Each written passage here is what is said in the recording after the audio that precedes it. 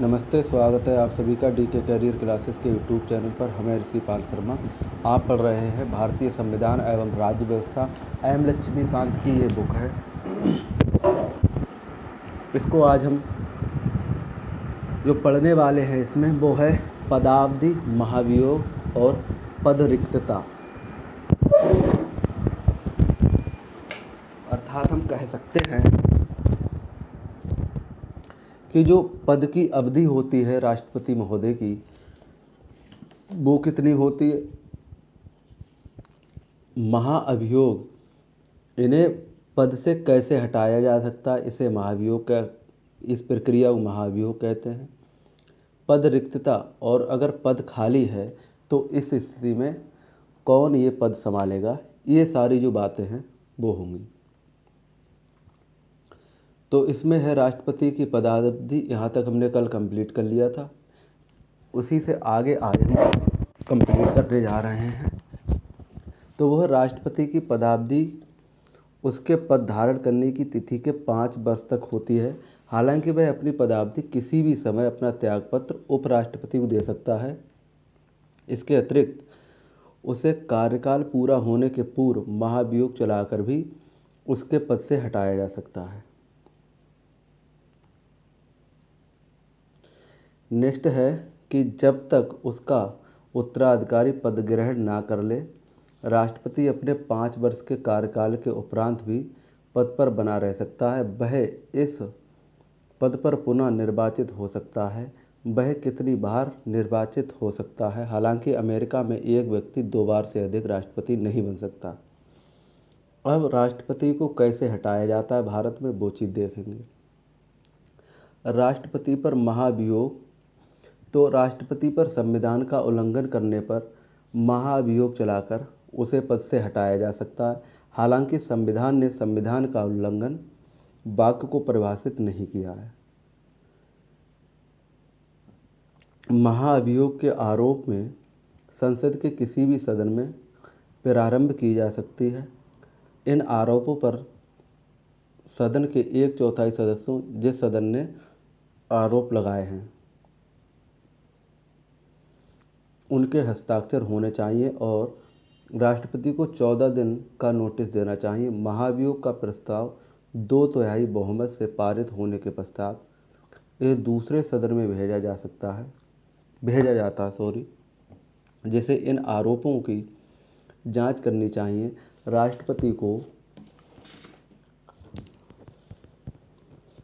इसमें उपस्थित होने ये यहाँ पर उपस्थित होने तथा अपना प्रतिनिधित्व कराने का अधिकार होगा। यदि दूसरा सदन इन आरोपों को सही पाता है और महाभियोग प्रस्ताव को 2/3 बहुमत से पारित करता है, तो राष्ट्रपति को प्रस्ताव पारित होने की तिथि से उसके पद से हटना होगा।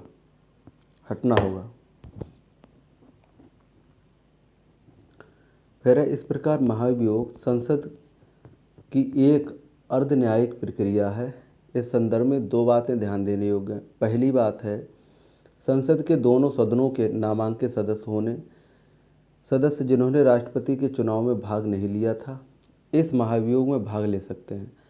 दूसरा है, राज्य विधानसभाओं के निर्वाचित सदस्य तथा दिल्ली, पांडिचेरी केंद्र शासित राज्य विधानसभाओं के सदस्य इस महाभियोग प्रस्ताव में भाग नहीं लेंगे जिन्होंने राष्ट्रपति को चुनाव में भाग लिया था।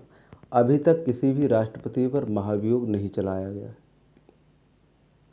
अब अगर पद इसका खाली है राष्ट्रपति का, तो क्या है स्थिति। तो इसमें राष्ट्रपति का पद निम्न प्रकार से रिक्त हो सकता है, जैसे 5 वर्षीय कार्यकाल समाप्त होने पर, दूसरा उसके त्यागपत्र देने पर, तीसरा महाभियोग प्रक्रिया द्वारा उसे पद हटाए जाने पर, और तीसरा है मृत्यु पर, और पाँचवा है अन्यथा, जैसे यदि वह पद ग्रहण करने के लिए अर्हक ना हो अथवा निर्वाचन अवैध घोषित करता हो। फिर है, यदि पद रिक्त होने का कारण उसके कार्यकाल का समाप्त होना हो, तो उस पद को भरने हेतु उसके कार्यकाल को पूर्ण होने से पूर्व नया चुनाव कराना चाहिए। यदि नए राष्ट्रपति के चुनाव में किसी कारण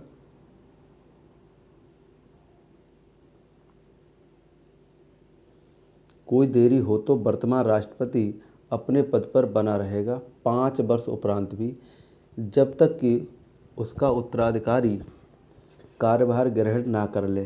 संविधान ने उपबंध राष्ट्रपति के ना होने पर पद रिक्त होने के स्थानांतरण से बचने के लिए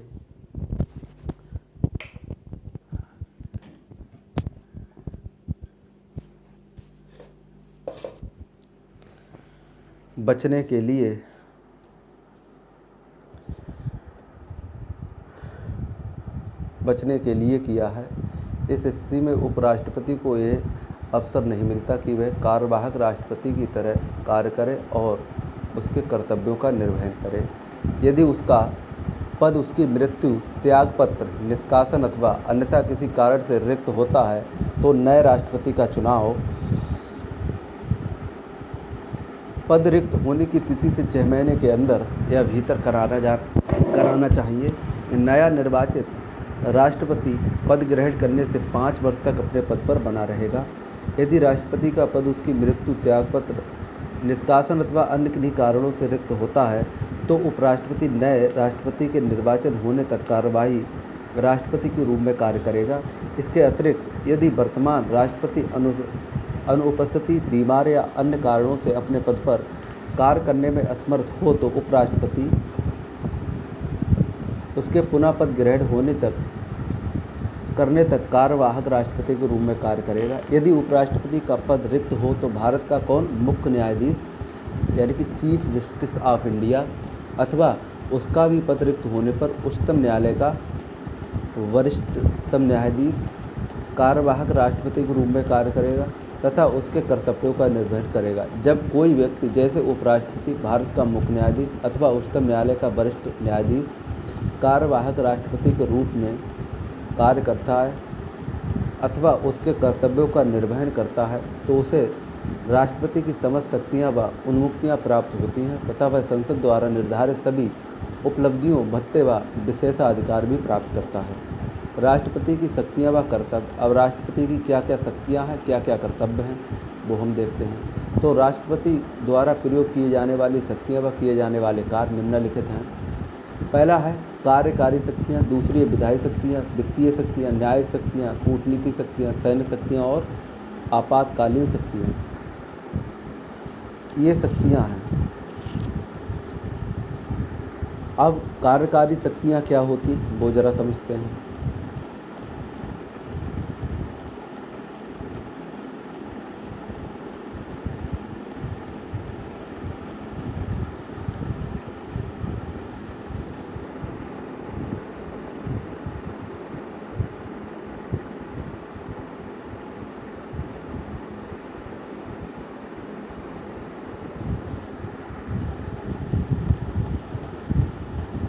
कार्यकारी शक्तियाँ क्या होती हैं वो जरा समझते हैं। कार्यकारी शक्तियों के अंतर्गत राष्ट्रपति कार्यकारी शक्तियाँ और उसके कार्य। भारत सरकार के सभी शासन संबंधी कार्य उसके नाम पर किए जाते हैं। वह नियम बना सकता है ताकि उसके नाम पर दिए जाने वाले आदेश और अनुदेश वैध हों। वह ऐसे नियम बना सकता है जिसके केंद्र सरकार सहज रूप से कार्य कर सके तथा मंत्रियों को उक्त कार्य सहजता से वितरित हो सके। फिर है नेक्स्ट शक्ति, कार्यकारी शक्तियाँ चल रही हैं। वह प्रधानमंत्री तथा अन्य मंत्रियों की नियुक्ति करता है तथा उसके पश्चात पर्यंत कार्य करते हैं। वह महान्यायवादी की नियुक्ति करता है तथा उसके वेतन निर्धारित करता है। महान्यायवादी राष्ट्रपति के पश्चात पर्यंत अपने पद पर कार्य करता है। वह भारत के महानियंत्रक व महालेखा परीक्षक, मुख्य चुनाव आयुक्त तथा अन्य चुनाव आयुक्त, संघ लोक सेवा आयोग के अध्यक्ष व सदस्यों, राज्य के राज्यपालों, वित्त आयोग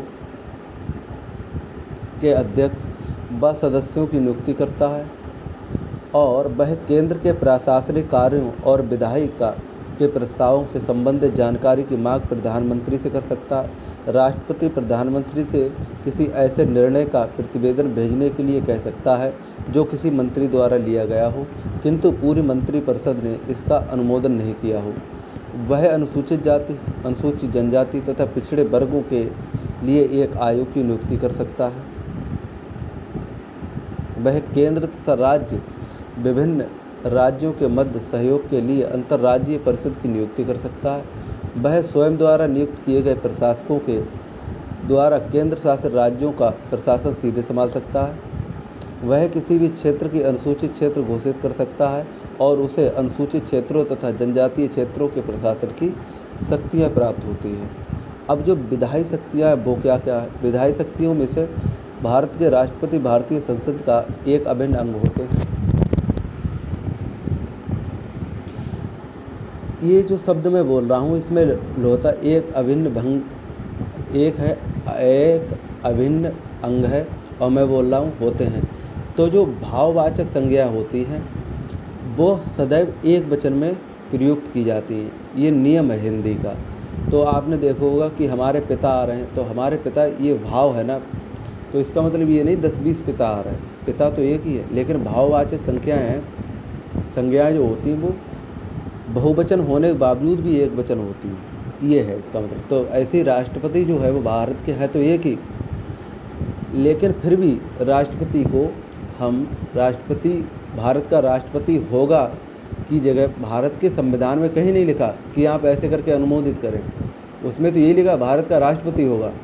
लेकिन चूँकि भारत का एक संवैधानिक पद है, भारत का सर्वोच्च पद है, तो इसमें भाव देना पड़ता है।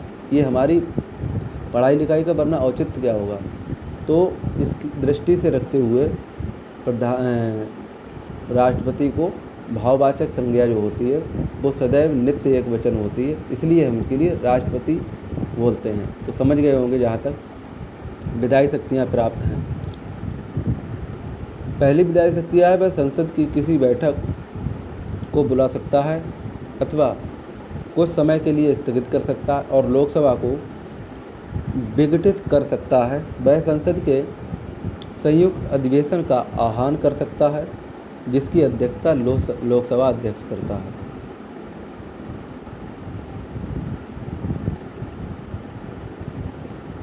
वह प्रत्येक चुनाव के बाद तथा प्रत्येक वर्ष संसद के प्रथम अधिवेशन को संबोधित कर सकता है। वह संसद में लंबित विधेयक या अन्यथा किसी संबंध में संसद को संदेश भेज सकता है। यदि लोकसभा के अध्यक्ष व उपाध्यक्ष दोनों के पद रिक्त हों तो वह लोकसभा के किसी भी सदस्य को सदन की अध्यक्षता सौंप सकता है। इसी प्रकार यदि राज्यसभा के सभापति व उपसभापति दोनों पद रिक्त हों तो वह राज्यसभा के किसी भी सदस्य को सदन की अध्यक्षता सौंप सकता है। वह साहित्य, विज्ञान, कला, समाज सेवा से जुड़े अथवा जानकार व्यक्तियों में से 12 सदस्यों को राज्यसभा के लिए मनोनीत कर सकता है। वह लोकसभा में 2 आंग्ल भारतीय समुदाय के व्यक्तियों को मनोनीत कर सकता था। 25 जनवरी 2020 से ये चीज़ समाप्त कर दी गई, अब नहीं कर सकता।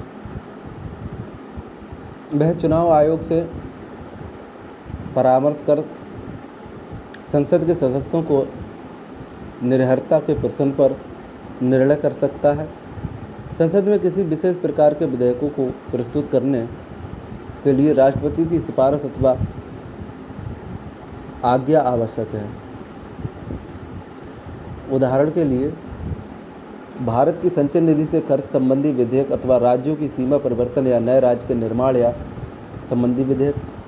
जब एक विधेयक संसद द्वारा पारित होकर राष्ट्रपति के पास भेजा जाता है तब क्या होता है? विधेयक को अपनी स्वीकृति देता है या विधेयक पर अपनी स्वीकृति सुरक्षित रख सकता है या विधेयक को यदि वह धन विधेयक नहीं है तो संसद के पुनर्विचार के लिए लौटा सकता है। ये 3 काम कर सकता है। हालांकि यदि संसद विधेयक को संशोधन या बिना किसी संशोधन के पुनः पारित करती है तो राष्ट्रपति को अपनी सहमति देनी होती है। राज्य विधायिका द्वारा पारित किसी विधेयक को राज्यपाल जब राष्ट्रपति के विचार के लिए सुरक्षित रखता है तब राष्ट्रपति विधेयक को अपनी स्वीकृति देता है या विधेयक पर अपनी स्वीकृति सुरक्षित रखता है या राज्यपाल को निर्देश देता है कि विधेयक को यदि वह धन विधेयक नहीं है तो राज्य विधायिका को पुनर्विचार के लिए लौटा दे। यह ध्यान देने की बात है कि यदि राज्य विधायिका के विधेयक को पुनः राष्ट्रपति की सहमति के लिए भेजती है तो राष्ट्रपति स्वीकृति देने के लिए बाध्य नहीं है।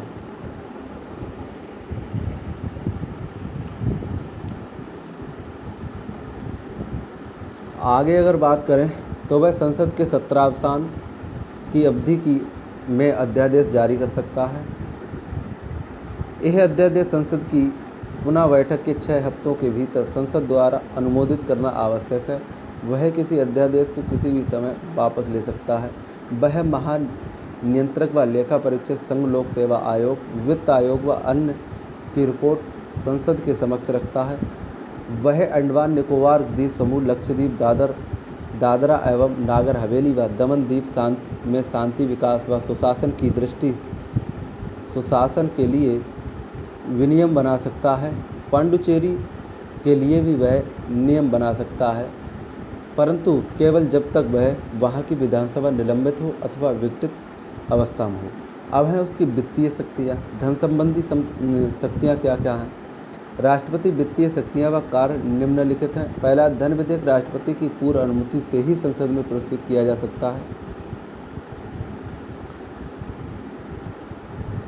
वह वार्षिक वित्तीय वितरण केंद्रीय बजट को संसद के समक्ष रखता है।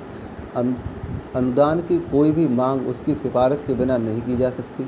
वह भारत की आकस्मिक इमरजेंसी निधि से किसी अदृश्य व्यय हेतु अग्रिम भुगतान की व्यवस्था कर सकता है। वह राज्य व केंद्र के मध्य राजस्व के बंटवारे के लिए प्रत्येक 5 वर्ष में एक वित्त आयोग का गठन करता है। न्यायिक शक्तियाँ क्या?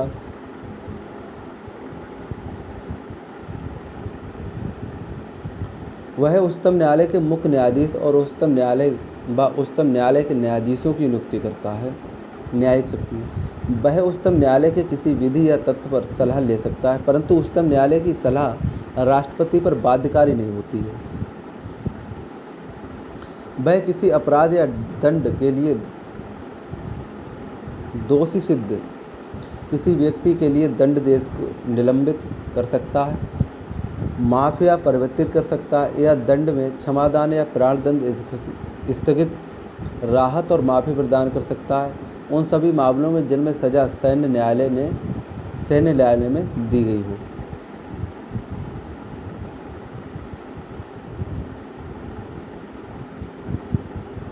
वह उन सभी मामलों में जिनमें केंद्रीय विधियों के विरुद्ध अपराध के लिए सज़ा दी गई हो और उन सभी मामलों में जिनमें दंड का स्वरूप प्राणदंड हो, इतना काम कर सकता है। कूटनीति शक्तियाँ क्या हैं? अंतर्राष्ट्रीय संधियाँ समझौता राष्ट्रपति के नाम पर किए जाते हैं, हालांकि इसके लिए संसद की अनुमति अनिवार्य है। वह अंतर्राष्ट्रीय मंचों व मामलों पर भारत का प्रतिनिधित्व करता है और कूटनीतिज्ञों जैसे राजदूतों व उच्च आयुक्तों को भेजता है और उनका स्वागत करता है। सैन्य शक्तियाँ क्या होती हैं? जो सेना से संबंधित शक्तियाँ, वह भारत का सैन्य बलों का सर्वोच्च सेनापति होता है। इस क्षमता में वह थल सेना, जल सेना, वायु सेना के प्रमुखों की नियुक्ति करता है। वह युद्ध या इसकी समाप्ति की घोषणा करता है, किंतु यह संसद की अनुमति के अनुसार होता है। आपातकालीन शक्तियाँ, आपातकालीन शक्तियों में उपरोक्त साधारण शक्तियों के अतिरिक्त संविधान ने राष्ट्रपति को निम्नलिखित 3 प्रकार की परिस्थितियों में आपातकालीन शक्तियाँ प्रदान की है। राष्ट्रीय आपातकाल आर्टिकल 352, राष्ट्रपति शासन आर्टिकल 356, 365, वित्तीय आपातकाल अनुच्छेद 360। अब राष्ट्रपति की जो वीटो शक्ति होती है वो जरा समझेंगे।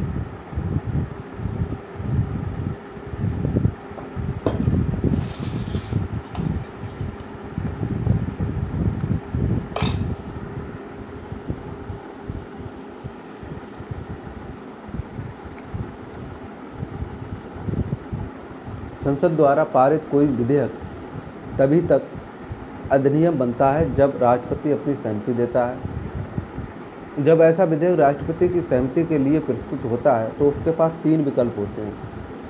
ये संविधान के अनुच्छेद 111 के अंतर्गत है।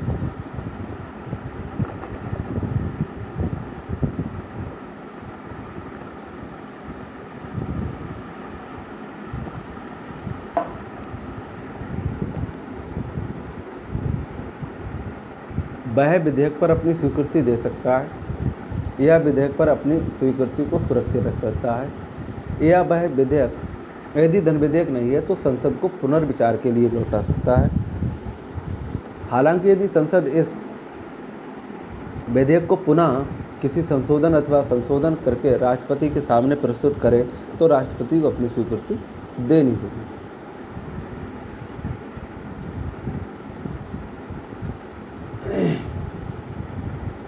इस प्रकार राष्ट्रपति के पास संसद द्वारा पारित विधेयक के संबंध में वीटो शक्ति होती है, अर्थात वह विधेयक को अपनी स्वीकृति के लिए सुरक्षित रख सकता है। राष्ट्रपति को यह शक्ति देने के दो कारण हैं। पहला है संसद को जल्दबाजी और सही ढंग से विचारित न किए गए विधान को बनाने से रोकना और किसी असंवैधानिक विधान को रोकने के लिए। वर्तमान राज्यों के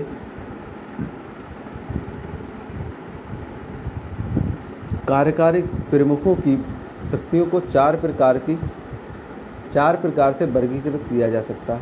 पहला है आत्यांतिक वीटो, अर्थात विधायक द्वारा पारित विधेयक पर अपनी राय सुरक्षित रखना। दूसरा है विशेषित वीटो, जो विधायिका द्वारा उच्च बहुमत द्वारा निरस्त किया जा सके। तीसरा है निलंबनकारी वीटो, जो विधायिका द्वारा साधारण बहुमत द्वारा निरस्त किया जा सके। चौथा है पॉकेट वीटो, विधायिका द्वारा पारित विधेयक पर कोई निर्णय नहीं देना। उपरोक्त चार में से भारत के राष्ट्रपति तीन शक्तियाँ आत्यांतिक वीटो, निलंबनकारी वीटो, पॉकेट वीटो निहित हैं। भारत के राष्ट्रपति के संदर्भ में विशेषित वीटो महत्वहीन है तथा ये अमेरिका के राष्ट्रपति द्वारा प्रयोग किया जाता है। भारत के राष्ट्रपति तीन प्रकार की वीटो की व्याख्या है, वो इस प्रकार है। आत्यांतिक वीटो क्या होती है वो समझते हैं।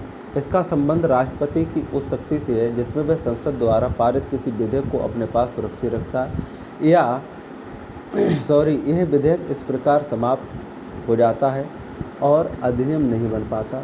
सामान्य यह वीटो दो मामलों में प्रयोग किया जाता है। पहला है गैर सरकारी सदस्यों के विधेयक संबंध में, अर्थात संसद का वह सदस्य जो मंत्री ना हो द्वारा प्रस्तुत विधेयक, और दूसरा है सरकारी विधेयक के संबंध में जब मंत्रिमंडल त्यागपत्र दे दे, जब विधेयक पारित हो गया हो तथा राष्ट्रपति की अनुमति मिलना शेष हो और नया मंत्रिमंडल राष्ट्रपति को ऐसे विधेयक पर अपनी सहमति न देने की सलाह दे। 1954 में राष्ट्रपति राजेंद्र प्रसाद ने EPSU विनियोग विधेयक पर अपना निर्णय रोक कर रखा। इस विधेयक द्वारा संसद द्वारा उस समय पारित किया गया जब EPSU राज्य में राष्ट्रपति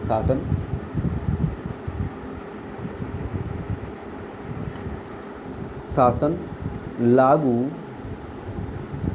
था, परंतु यह विधेयक स्वीकृति के लिए राष्ट्रपति के पास भेजा गया। राष्ट्रपति शासन हटा लिया गया। पुनः 1991 में राष्ट्रपति डॉक्टर R.K. वेंकट रमन द्वारा संसद सदस्य वेतन भत्ता और पेंशन संशोधन विधेयक को रोक कर रखा गया।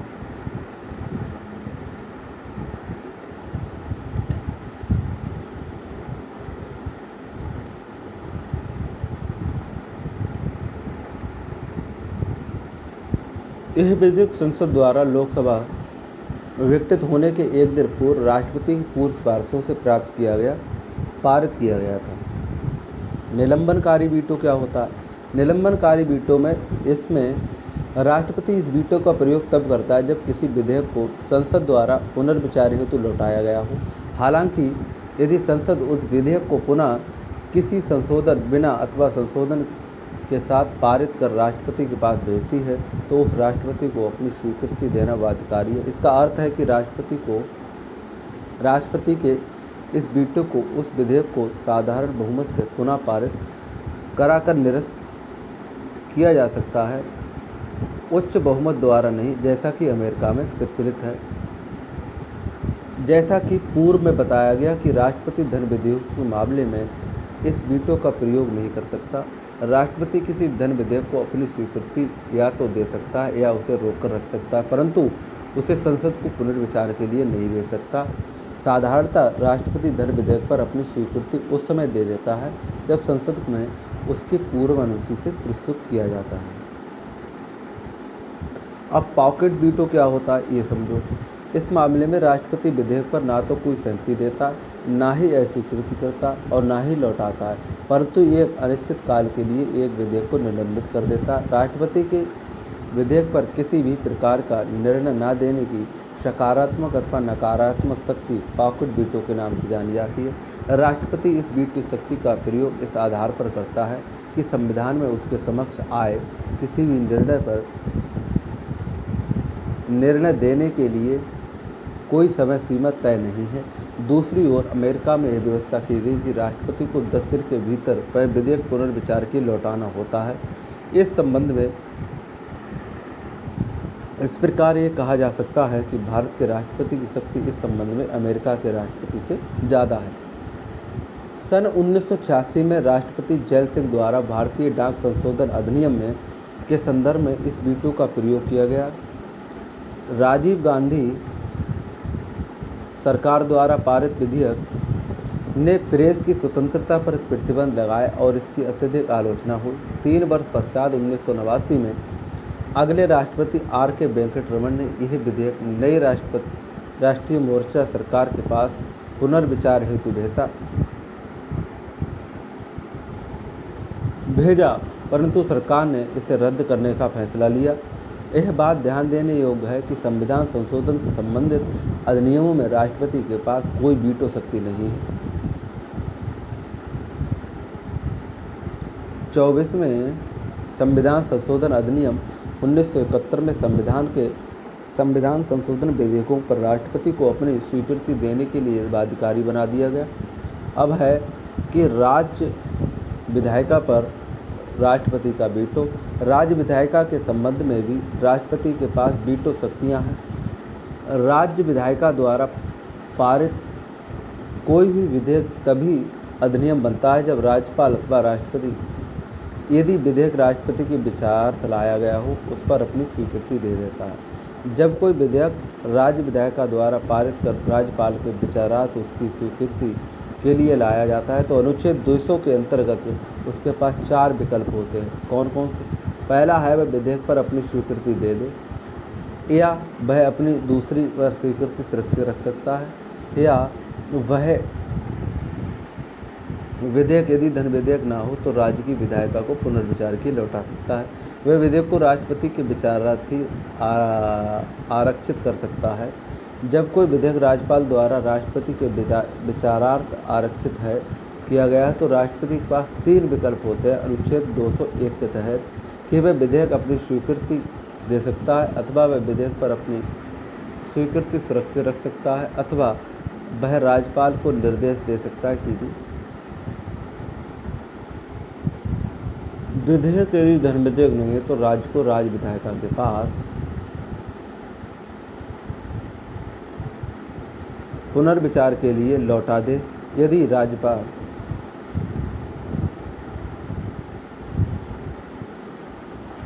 राज्य विधायिका किसी संशोधन के बिना अथवा संशोधन करके पुनः विधायकों को पारित कर राष्ट्रपति के पास भेजती है तो राष्ट्रपति इस पर अपनी सहमति देने के लिए बाध्य नहीं है। इसका अर्थ है कि राज्य विधायिका राष्ट्रपति के वीटो को निरस्त नहीं कर सकती। इस अतिरिक्त संविधान में यह समय सीमा भी तय नहीं है कि राज्यपाल द्वारा राष्ट्रपति के विचारार्थ रखे विधेयक पर राष्ट्रपति कब तक अपना निर्णय दे। इस प्रकार राष्ट्रपति राज्य विधायकों के संदर्भ में भी पॉकेट वीटो का प्रयोग कर सकता है। तालिका में ये जो तालिका एक बनाई है इन्होंने, उसमें ये सारी चीज़ें दी गई हैं।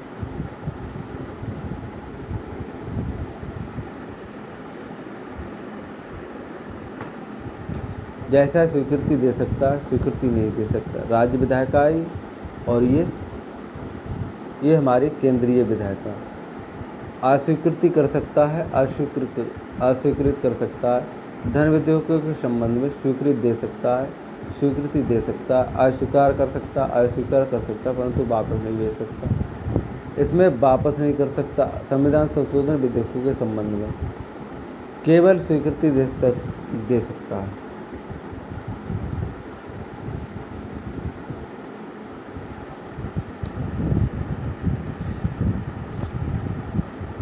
अब है संविधान संशोधन अधिनियम 1971 में संविधान विधेयकों राष्ट्रपति को भी स्वीकृति के लिए बाध्यकारी बना दिया गया।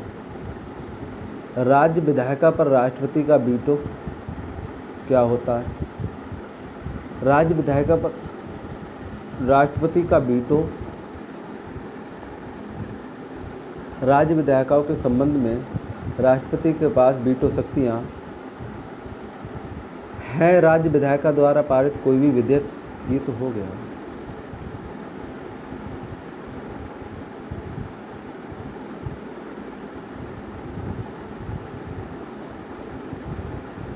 यहाँ से होगा।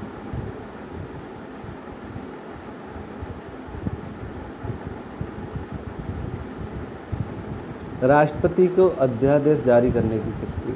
संविधान के अनुच्छेद 123 के तहत राष्ट्रपति को संसद के सत्रावसान की अवधि में अध्यादेश जारी करने की शक्ति प्रदान की गई है। इन अध्यादेशों को प्रभाव व शक्तियाँ संसद द्वारा बनाए गए कानूनों की तरह होती हैं, परंतु ये प्रकृति में अल्पकालीन होते हैं। राष्ट्रपति के अध्यादेश जारी करने की शक्ति सर्वाधिक महत्वपूर्ण विधायी शक्ति है। यह शक्ति उसे अप्रत्यक्षशाली अथवा अविलंबनीय मामलों में निपटने हेतु दी गई है, परंतु इस शक्ति के प्रयोग में 4 सीमाएं भी हैं। वो क्या क्या?